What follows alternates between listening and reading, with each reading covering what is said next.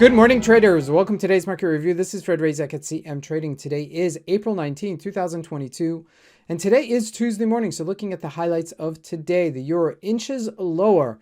There's no major economic event scheduled for today. So as we look at the various markets on lower volume, the euro and the British pound inches lower, while the Aussie US dollar actually took a little bit of a bounce. Now looking at the indices, the Dow Jones and the NASDAQ both really unchanged. Markets are a little bit light on volume. So we're seeing like really a lot of unchanged activity. Looking at commodities, gold retracing a bit and oil still unchanged at 107.80-ish level. Looking at stocks, Cisco on yearly lows, and this is really important. We're going to take a look at that in just a second. And lastly, Bitcoin bouncing after that tankage yesterday. So let's take a look at the markets and see what we can expect from today's trading.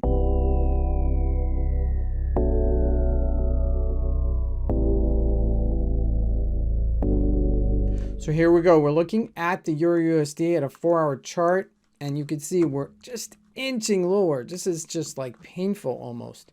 And the reason I say it's painful because you want to see some sort of breakout. Like if you want to break down, but don't tease us on this lighter volume as you continue to break down. Now looking at the Gbp USD also on its lows here, and this is really with so much uncertainty what's happening in Ukraine. Now looking at the Aussie US Dollar, we actually got a little bit of a bounce here yesterday. Not much though. Okay, we're really trading on very light volume when it comes to the Forex symbols. Let's jump into commodities. Now looking at gold, retracing yesterday from 1990-ish level down to 1974. That's a decent retracement.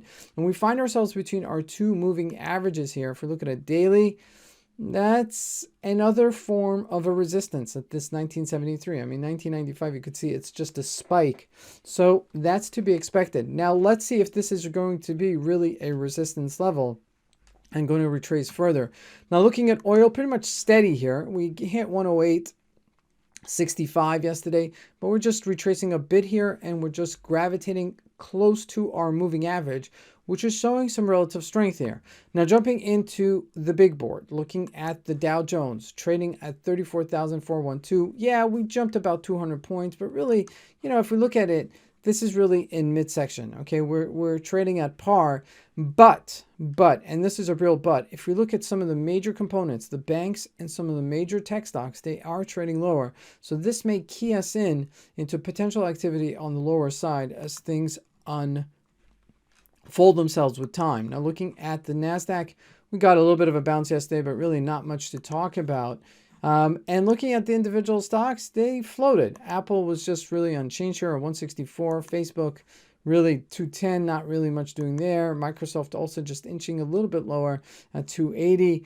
Amazon, again, not doing much. I mean, you could pretty much see that. Look at that. I mean, on a daily basis, that's, you know, really very, very tight range.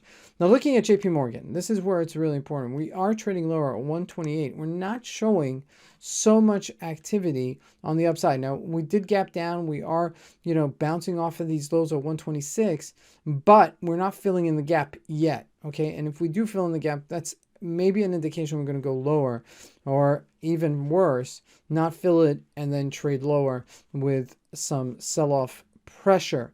Now, lastly, let's take a look at Cisco, which is really very important. Cisco is one of the major components in the United States. I mean, you know, before Apple, before Amazon, before any one of, or before Google even, everybody looked to Cisco because Cisco really gauges the service and the production side of technology, okay? And this is really why it's very important, because both Cisco and Intel are bellwethers, and they really set the tone of what happens in the United States. So if this is trading lower, and we are on a daily chart, and we are on our yearly lows here, if we break lower, okay, if we continue breaking lower, and we break 50, we may see ourselves selling off into the 40s and pressure going into end of April, maybe beginning of May, as there may be a sell-off going into the summer. So keep this in mind as this is correcting itself.